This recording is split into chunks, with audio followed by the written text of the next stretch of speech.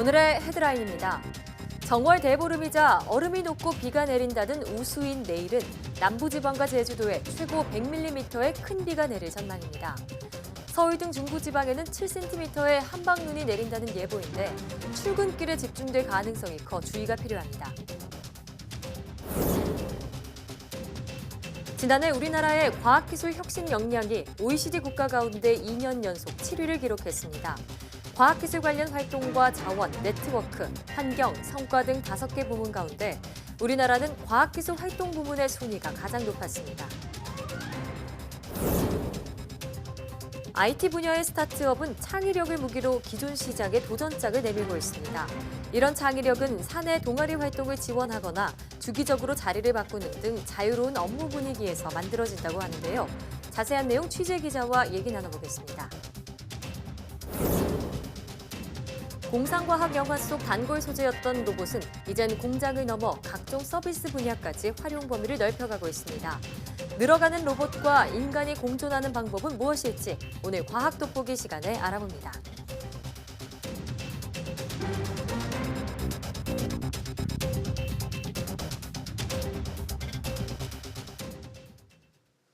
여러분 안녕하십니까? 사이언스 투데이입니다.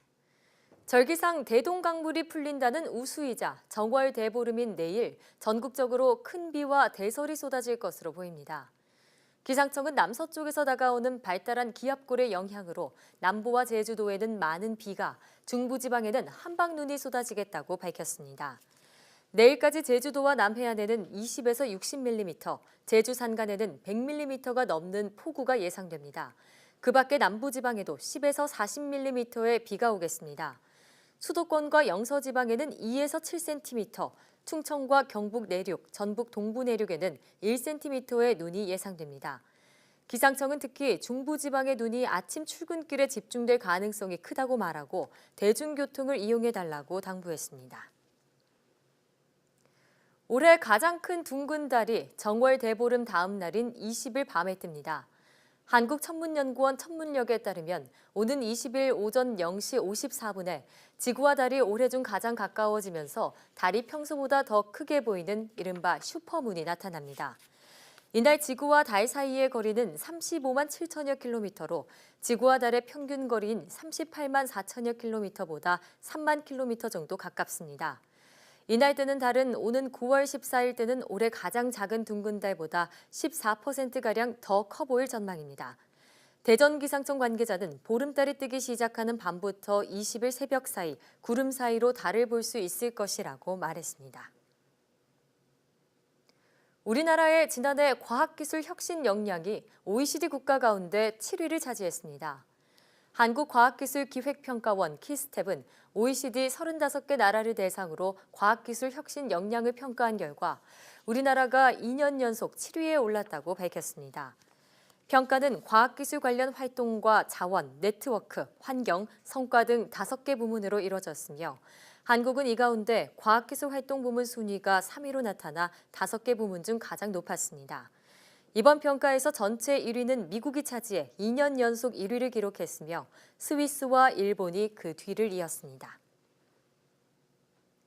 정부가 올해 바이오 분야 연구 개발에 지난해보다 3% 늘어난 3조여 원을 투입합니다. 과학기술정보통신부는 제31회 생명공학 종합정책심의회를 열고 이 같은 내용을 담은 2019년도 생명공학 육성시행 계획을 의결했다고 밝혔습니다. 부처별로는 전체의 39%인 1조 1,500여억 원을 과기정통부가 투자하며 교육부가 5,400여억 원, 복지부가 4,500여억 원을 투자합니다. 시행 계획을 살펴보면 혁신 신약과 의료기기 등 신기술 개발을 적극적으로 지원하고 치매와 감염병 등 국민 건강 증진을 위한 예방과 진단, 치료기술 개발 등에 주력할 계획입니다. 전 세계적으로 가장 높은 사망 원인은 심장질환입니다. 흡연이나 고혈압, 당뇨 때문에 생긴다고 알려졌는데 자궁경부암 바이러스도 원인 중에 하나가 될 수 있다는 연구 결과가 나왔습니다. 김정회 기자입니다. 심혈관 질환은 암을 비롯해 뇌혈관 질환과 함께 국내 3대 사망 원인 중 하나입니다. 전 세계적으로도 사망 원인 중 가장 많습니다. 대개 흡연이나 고혈압, 당뇨 때문에 생긴다고 알려졌지만 20% 정도는 원인을 몰랐습니다. 자궁경부암 바이러스가 그 한 원인이라는 사실을 국내 연구팀이 처음 밝혀냈습니다. 30살 이상의 여성 6만 3천여 명을 5년간 추적 관찰한 결과입니다. 네, 이번 연구는 고위험 유두종 바이러스가 기존에는 암을 일으킨다라고만 알려져 있었는데 심혈관계 질환의 위험을 증가시킨다는 걸 본 최초의 연구로서 코호트 연구로서 그 의미가 있다고 볼 수 있습니다. 인유두종 바이러스는 그동안 자궁경부에만 암을 일으킨다고 알려져 왔습니다. 하지만 면역력 이상이나 대사증후군에 의해 혈액 속으로 침투하면 피를 타고 돌아다니다가 심혈관 질환을 일으키는 것으로 추정됩니다. 눈여겨볼 건 비만이나 대사증후군과의 관계입니다. 비만 여성이 이 바이러스에 감염되면 심혈관 질환이 생길 위험이 1.73배, 대사증후군이 있는 여성은 2배 가까이 됐습니다. 감염돼도 70-80% 정도는 2년 안에 자연 치유되지만 비만이나 대사증후군이 있는 경우는 감염 기간도 길었고 심혈관 질환 발생 시 입원율도 높았습니다. 저절로 치유할 수 있는 능력이 떨어지는 부분이 하나 있고요. 그러다 보면 이 인유두종 바이러스의 감염이 저절로 좋아지지 않고 지속이 되면서 계속 지속적인 문제를 일으킬 수 있습니다. 때문에 심혈관 질환 발생 가능성을 줄이기 위해서라도 비만하지 않도록 주의해야 합니다. 이번 연구 결과는 최근 발행된 미국 심장학회지 서큘레이션 리서치에 게재됐습니다. YTN 김정희입니다. 기존 항암제인 펩타이드 의약품이나 항체 의약품의 장점만을 취한 새로운 암 치료 기술이 개발됐습니다. 카이스트와 서울대 공동연구팀은 지속기간이 길면서도 조직 침투력이 좋은 펩타이드 항체 복합체 기술을 개발했다고 밝혔습니다. 기존 항암제인 펩타이드 의약품은 크기가 작아 조직에 잘 침투하지만 빨리 분해되고 항체 의약품은 약효가 오래 지속되지만 암 조직 깊은 곳까지 전달되지 않습니다. 연구팀은 암 조직에만 결합하는 펩타이드와 혈관 형성을 억제하는 펩타이드 등을 합성해 치료제를 만들었더니 치료제의 지속 시간이 약 20배 길어졌다고 밝혔습니다. 또 동물 실험을 통해 치료제가 암 조직에 축적되고 암 조직 깊은 곳까지 분포하는 것도 확인됐다고 설명했습니다.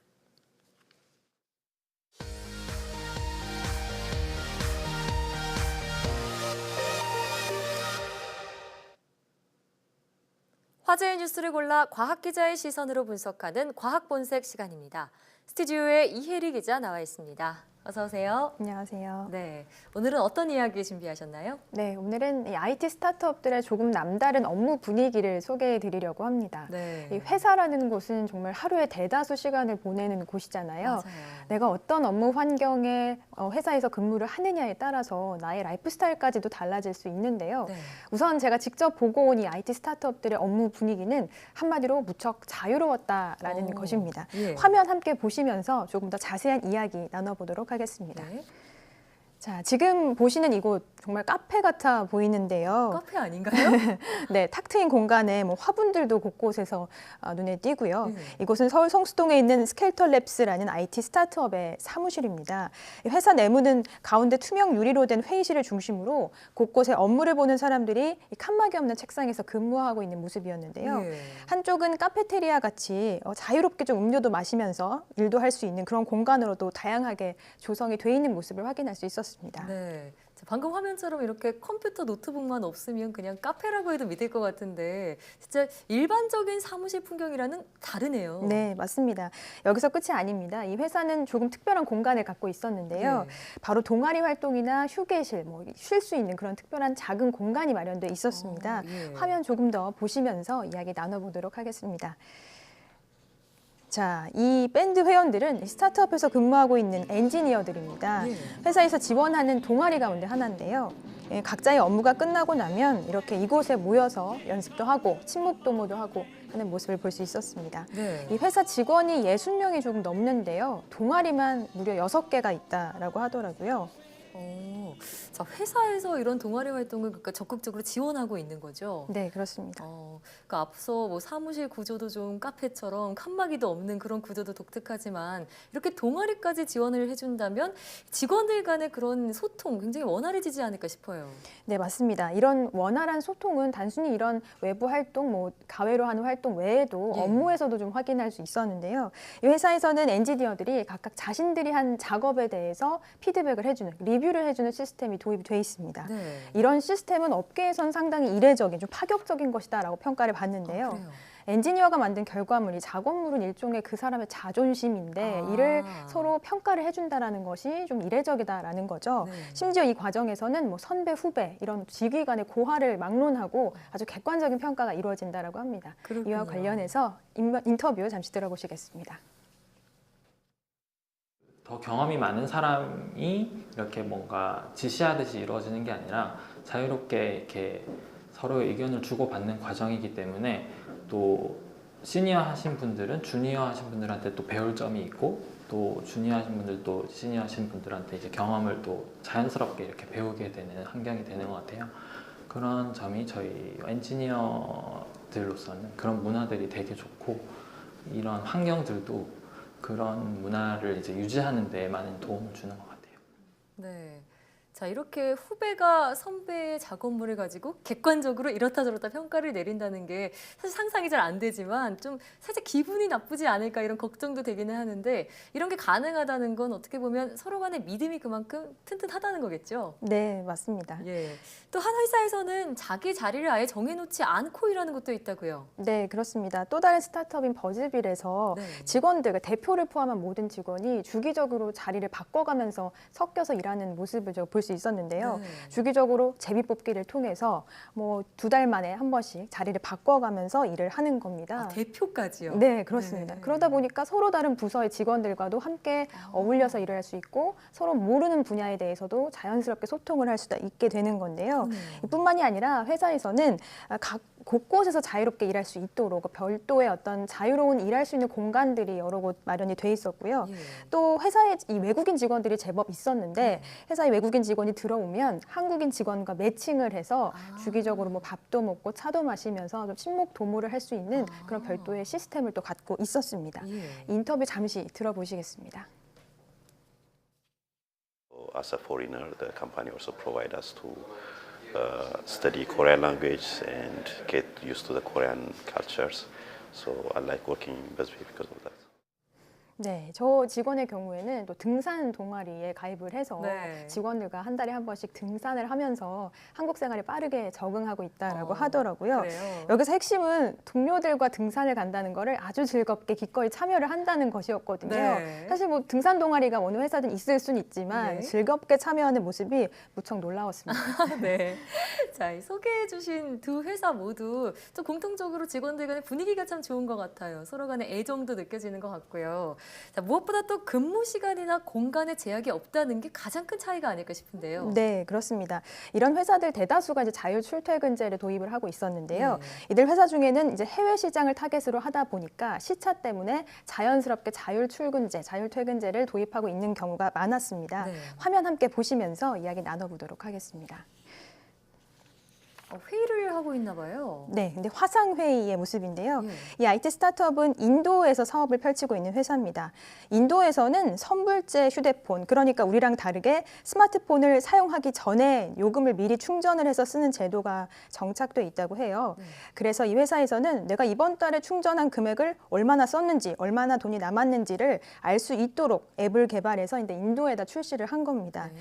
실시간으로 데이터를 분석해서 고객들이 주로 어떤 패턴으로 이 앱을 사용하는지 분석하고 현지 인도와 연결을 해서 수시로 그 데이터 내용을 공유하는 모습이었는데요. 현재는 이제 자리를 잡은 상태지만 초창기 인도 시장에 적응하기까지 여러 고충이 많았다라고 합니다. 예. 인터뷰 잠시 들어보시겠습니다. 인도 유저들이 네트워크 사용을 비싸기 때문에 많이 사용을 하지 못하거든요. 그래서 우리나라 모바일 데이터 분석을 할 때는 데이터가 거의 실시간으로 들어오는데 인도는 사용자가 어떤 행동을 하고 그 데이터가 그 다음날 들어오는 경우도 많고요. 그 다음 주에 들어오는 경우도 많고 다음 달에 들어오는 경우도 많거든요. 근데 처음에는 그런 걸 몰랐어요. 거기에 맞춰서 시스템을 새롭게 만들어야 됐었고 그런 과정에서 재미도 있었고 좀 고생스럽기도 했었고 했던 것 같고요. 네, 좀 자유로운 분위기이긴 하지만 아무래도 IT 스타트업이다 보니까 좀 치열하게 일한다는 생각이 드네요. 네, 그런데 아직 대부분의 회사에서는요, 일단 CEO 자체가 그 마인드 자체가 좀 직원들에게 자유로움을 강조해주기보다는 밀도 있는 또 효율적인 업무 이걸 좀 추구하고 있지 않나요? 네, 그렇습니다. 하지만 이렇게 IT 스타트업들이 자유로운 분위기를 추구하는 이유가 있습니다. 네. 바로 창의력, 아이디어로 승부한다는 사업의 특성 때문인데요. 예. 제가 가장 먼저 소개해드린 그 회사의 대표는 이런 엔지니어들을 일종의 아티스트라고 표현을 하더라고요. 오. 그만큼 창의력이 중요하다는 얘기겠죠. 예. 대표의 이야기 직접 들어보시겠습니다. 책상에 앉아서 하는 게 좋은 사람도 있지만 이렇게 소파에 앉아서 하고 싶은 사람도 있고 다양한 그런 자유로움을 줘야 되거든요. 그런 분위기를 만드는 게 저는 굉장히 그 창의력을 고모하고 그다음에 좋은 어쨌든 컴퓨터 사이언스에 맞는 좋은 코드를 만들고 좋은 결과를 만드는 데 있어서 아주 굉장히 중요한 요소라고 생각해요. 이게 수직 계층 구조로 시키는 대로 하는 그런 조직에서는 솔직히 이노베이션이 나오기가 굉장히 힘듭니다. 네. 그러니까 혁신을 만들어야 하는 회사이기 때문에 좀 더 수평적인 구조에서 이런 분위기가 좀 만들어져야 한다 이런 얘기인 것 같은데 어떤 회사든 사실 혁신을 추구해야 하잖아요. 다른 IT 회사가 아니더라도 좀 도입해 볼 만한 요소가 있을 것 같다는 생각이 드네요. 다음 소식으로 넘어가 보죠. 네, 우리가 소위 트라우마라고 이야기를 하죠. 예. 이게 참혹한 어떤 경험으로 인해서 공포의 어떤 기억이 오랫동안 남는 것, 뭐 용학 전문 용어로는 외상후 스트레스 장애라고 하는데 네. 이 트라우마를 극복할 수 있는 치료의 원리가 밝혀졌다라는 이야기 전해드리도록 하겠습니다. 네, 보통 트라우마 하면은 좀 극복하기 힘들기 때문에 우리가 트라우마가 있다 이렇게 말을 하곤 하잖아요. 어떻게 극복할 수 있게 됐나요? 네, 연구팀이 우선 생쥐 실험을 통해서 입증했는데요. 예. 쥐에게 특정 소리가 날 때마다 전기 자극을 주어서 트라우마를 유도했습니다. 이렇게 특정 소리에 트라우마를 갖게 된 쥐는 소리만 들려도 그다음부터는 바로 공포 반응을 네. 보이게 되는데요. 이때 좌우로 반복해서 깜빡이는 빛을 보여주면 공포 반응이 빠르게 감소한다라는 것입니다. 예. 화면에서도 지금 나가고 있는데요. 이제 쥐에게 이렇게 빛을 쪼여주게 되면 공포 반응이 줄어든다는 것을 실험을 통해서 입증한 것이죠. 네, 그러니까 시각적인 것과 공포 기억이 사라지는 것 사이에 어떤 연관성이 있다 이런 얘기인가요? 네, 그렇습니다. 연구팀은 이 공포 기억이 시각적인 자극을 받아들이고 처리하는 신경회로에 의해서 조절된다는 사실을 밝혀낸 건데요. 예. 그런데 이렇게 시각적인 자극에 의해서 공포 반응을 감소시키는 이런 치료법은 이미 병원에서 환자들에게 사용하고 있는 방법이었습니다. 이미요. 네. 그러면 이미 적용된 치료법인데 이번에 그 원리가 구체적으로 밝혀졌다 이런 얘기군요. 네, 맞습니다.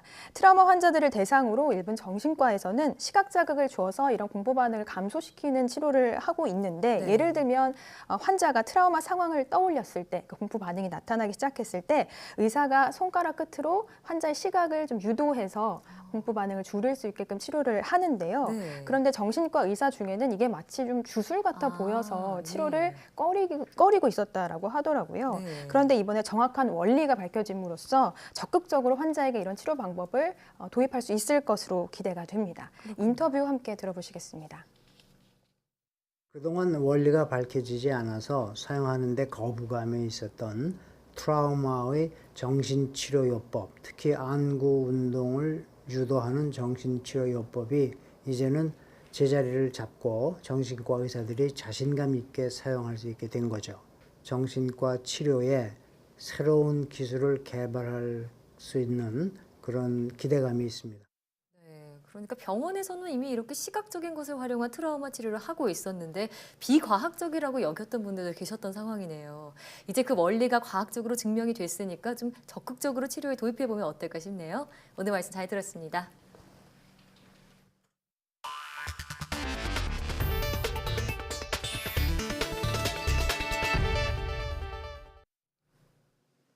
우정사업본부가 현미경으로 본 세상을 주제로 기념우표 4종 모두 62만 4천 장을 발행한다고 밝혔습니다. 이 우표에는 토끼 귀에 난 여드름, 사람의 무릎 관절 조직, 쥐의 망막 조직 등을 현미경으로 확대한 모습이 실렸습니다. 우정사업본부는 과학과 관련된 흥미로운 소재를 발굴해 해마다 기념 우표로 발행하고 있는데 올해는 국제바이오 현미경 사진전에서 수상한 작품을 선정해 우표에 담았습니다. 강성주 우정사업본부장은 이번 기념우표 발행으로 현실에는 없을 것 같지만 엄연히 실제하는 놀라운 세상에 관심을 갖는 계기가 되길 바란다고 말했습니다. 경기도 성남시와 공군, 한국국제협력단이 드론 생태계 조성을 위한 업무 협약을 맺었습니다. 이번 협약에 따라 군용기 전용인 서울공항이 부근에 있어 원칙적으로 드론 비행이 금지돼 있는 성남 한국국제협력단 운동장과 성남시청사 옆 저류지 등 3곳을 드론 시험 비행장으로 운영하게 됩니다. 비행 통제 구역에 드론 시험 비행장이 생기기는 이번이 처음으로 드론 시험 비행장에서는 드론 관련 기업이 무인 비행기와 무인 헬리콥터 등의 비행체를 높이 150m, 반경 900m 이내로 띄워 장치를 점검할 수 있습니다. 미세먼지 특별법이 시행되면서 미세먼지가 많은 날에 배출가스 5등급 차량 운행을 강제로 제한할 수 있게 됐습니다. 하지만 서울을 제외한 다른 시도는 아직 관련 조례가 없어서 연내 시행 여부가 불확실한 상황입니다. 황선욱 기자가 보도합니다. 수도권의 경우 차량에서 나오는 미세먼지가 전체 미세먼지의 25%를 차지합니다.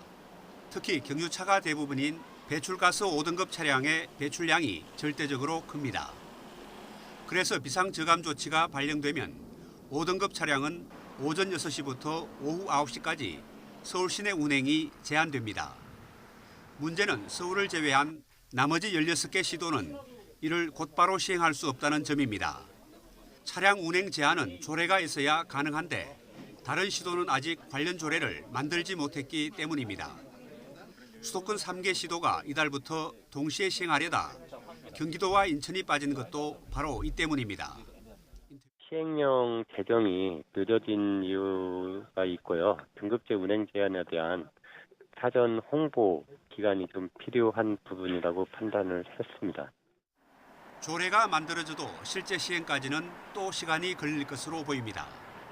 5등급 차량 번호를 사전 등록하고 인식할 수 있는 단속 카메라 등을 갖춰야 하지만 아직 예산 확보조차 하지 못했습니다. 별도로 편성되어 있는 건 없습니다. 일단 급하면 일단 주경에 편성하더라도 별도로 지금 확보를 해야 되는 거죠, 앞으로.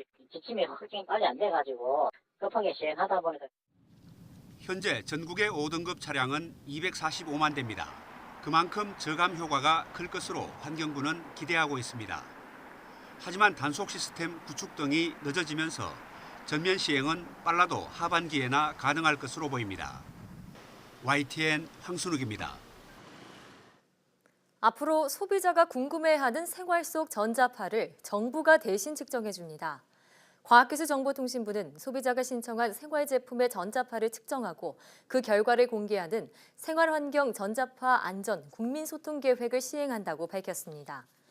전자파 측정 품목은 손선풍기나 전자담배 등 소비자가 국립전파연구원 홈페이지에 신청한 제품 가운데 소비자단체 등으로 구성된 위원회가 선정합니다. 과기정통부는 전자파 차단 효과를 광고하는 제품의 성능 검증을 강화하고 과장이나 거짓 광고를 한 제품은 공정거래위원회에 제소하기로 했습니다. 또 하반기부터는 소비자가 직접 전자파 수치를 간편하게 확인할 수 있도록 소형 전자파 모니터링 장비도 대여할 예정입니다. 3D 프린팅이 혁신적인 기술로 급성장하고 있지만 여전히 일반인들이 접할 기회는 많지 않은데요. 농어촌 지역 학생과 군인 등을 상대로 3D 프린팅 무료 교육 프로그램이 운영되고 있는데 좋은 반응을 얻고 있습니다. 송세혁 기자가 취재했습니다. 펜 끝에서 잉크처럼 액체 식물성 수지가 나옵니다. 도면을 따라 펜을 움직이자 각종 캐릭터가 입체적으로 만들어집니다. 3D 프린팅 펜으로 조형물을 만드는 법을 배우는 겁니다. 좀 더 정교한 작품은 3D 프린터를 이용합니다. 사람 얼굴부터 생활 소품까지 3차원 도면만 있으면 못 만드는 게 없습니다. 펜으로 가방도 만들고 저랑 똑같이 생긴 얼굴도 만드니까 신기하고 재미있었어요. 군부대에서도 3D 프린팅 기술을 배우는 열기가 뜨겁습니다. 장병들은 3D 프린팅 펜을 들고 나만의 창작물을 만드는 재미에 푹 빠졌습니다. 꿈이 사진 작가인데 이제 그쪽으로도 조금 연계지어서 디자인 쪽으로나 이렇게 하면은 좋을 것 같습니다. 한 대학이 지자체 지원을 받아 진행한 3D 프린팅 무료 교육 프로그램으로 넉 달 동안 300명 넘게 참가했습니다. 특히 농어촌 지역 아동센터와 마을회관, 군부대 등 20여 곳은 직접 찾아가는 출장 교육이 이루어졌습니다. 수도권이 아니라 이런 지역 지방에서도 그러한 4차 산업에 대한 관심을 좀 더 이어갈 수 있도록 많은 지원과 협조를 좀 부탁드리고 싶습니다. 대학의 지식 공유 사업이 도농 간 교육 격차를 해소하고 4차 산업에 대한 지역의 관심을 높이는 데 도움이 될 것으로 보입니다. YTN 송세혁입니다. 유럽연합 EU 28개 회원국 국민이 태어나서 건강하게 살 수 있는 기간, 즉 건강 수명은 기대 수명의 80% 안팎인 것으로 나타났습니다. 이는 수명의 20%에 해당하는 기간은 건강 문제로 활동에 제약을 받으며 살아간다는 뜻입니다. EU 통계기구인 유로스타트는 지난 2016년 기준 EU 회원국 국민이 출생 이후 건강하게 살 것으로 예상되는 기간은 여성은 64.2년, 남성은 63.5년인 것으로 평가했습니다. 이는 여성의 경우 평균 기대 수명의 약 76.7%, 남성은 81.2%에 해당합니다. 2016년 EU 회원국 국민의 평균 기대 수명은 여성이 83.6세, 남성이 78.2세였습니다.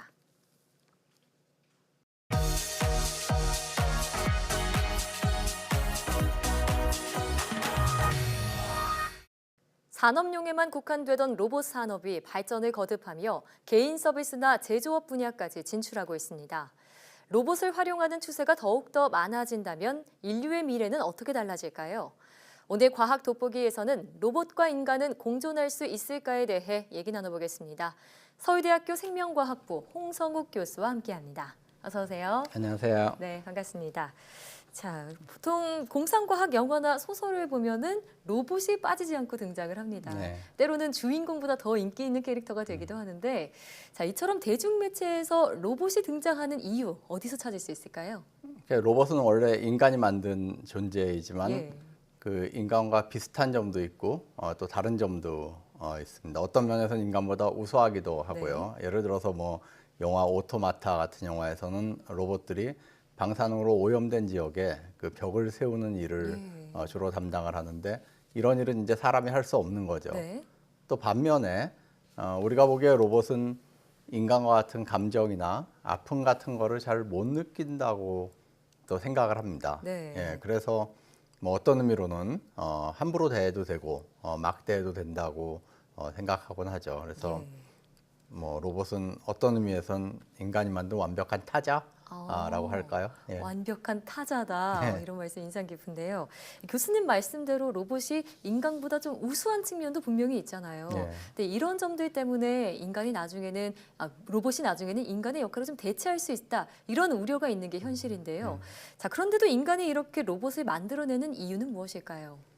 뭐 여러 가지 동기가 있다고 할 수 있습니다. 예. 그 데카르트 이후에 그 인간의 몸이 사람들은 기계라고 생각을 했거든요. 네. 그런 다음에는 특히 18세기에 그 오토마타라 그러는 그 조그만한 자동 인형들을 굉장히 많이 만들었어요. 네. 근데 그거는 그 사람들을 놀라게 하고 즐거움을 주기 위해서 이런 인형을 만들었는데요. 물론 그 움직이는 인형을 보고 그 두려움을 느끼거나 이런 사람들도 있었습니다. 그렇군요. 예. 근데 20세기에 들어와서는 주로 이제 서구의 경우에는 일을 시키기 위해서 로봇들을 만들어요. 산업화가 시작되면서요. 예, 그 로봇의 어원이 이제 로보타인데 네. 그 로보타란 말이 그 고된 노동이란 말을 의미합니다. 네. 예, 그래서 미국 같은 데서는 그 로보틱스가 발전하면서 뭐 이렇게 팔 모양을 한 로봇이라든지 예. 이런 것들이 발전을 하는데 그 흥미롭게도 유독 일본에서는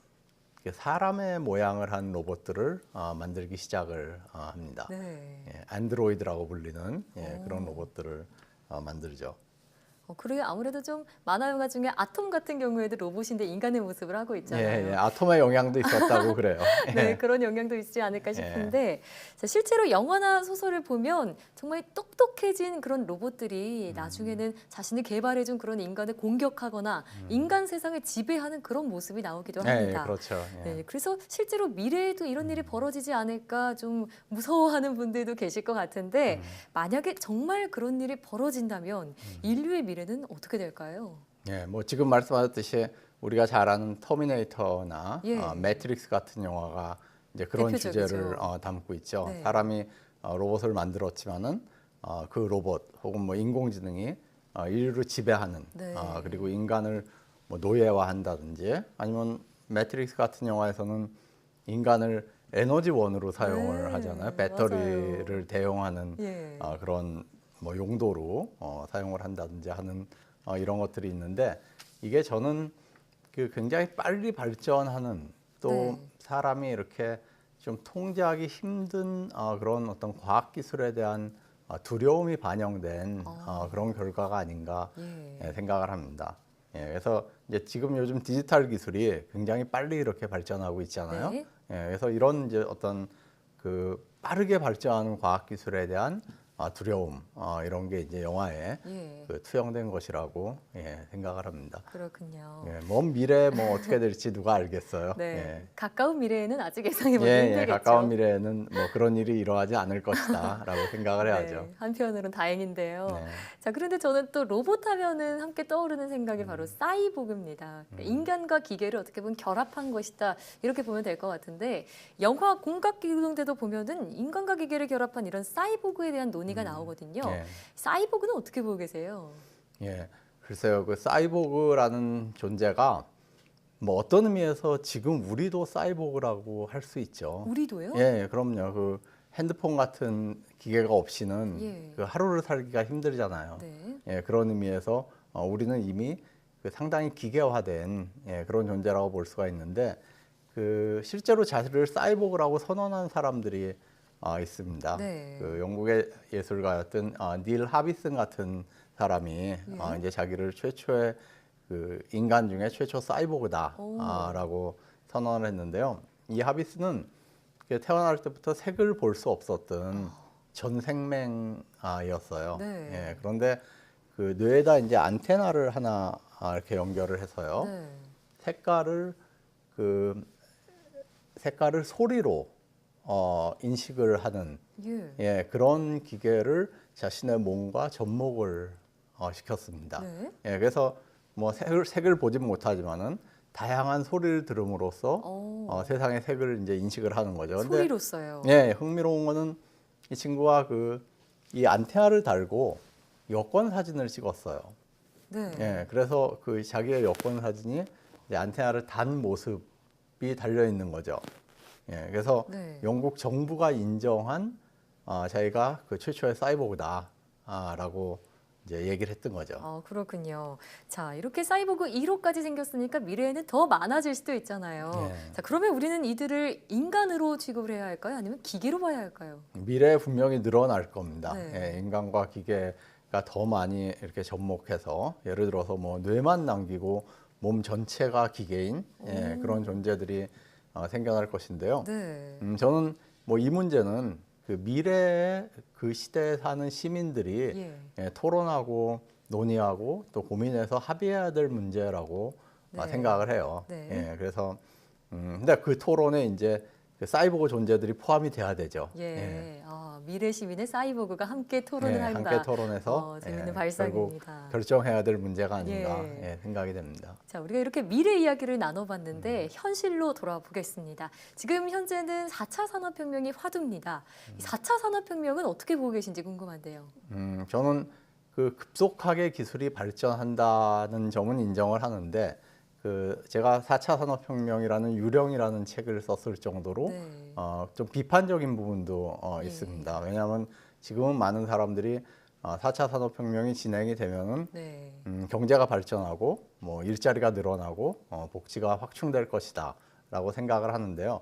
그런데 실제로 지금의 뭐 인공지능이라든지 로봇 기술에는 일자리를 없애고 사회를 양극화하는 그런 경향이 숨어 있다라고 볼 수 있습니다. 네. 예, 그래서 우리가 사실은 그 기술이 낳는 여러 가지 그 결과들에 대해서 긍정적인 결과, 부정적인 결과 이런 것들에 대해서 고민을 더 많이 하고 신중하게 우리가 어떤 미래를 선택할 것인가, 그 미래를 위해서 우리는 어떤 기술을 발전시킬 것인가 네. 하는 것들을 고민하고 논의하고 합의를 해야 되는데 그러지 않고 너무 이렇게 기술만 발전시키는 그런 경향이 있어서 좀 우려가 되는 게 사실입니다. 약간의 우려를 갖고 계시는군요.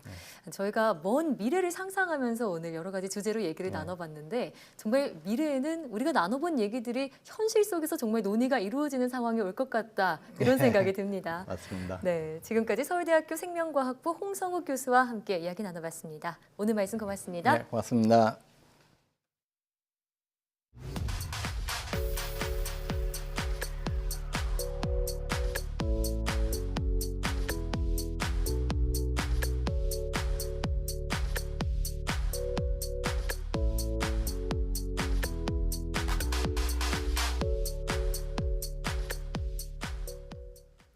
회사에서 이 사무기기의 위치를 바꾸면 직원들 간의 소통이 더 활발해진다고 합니다.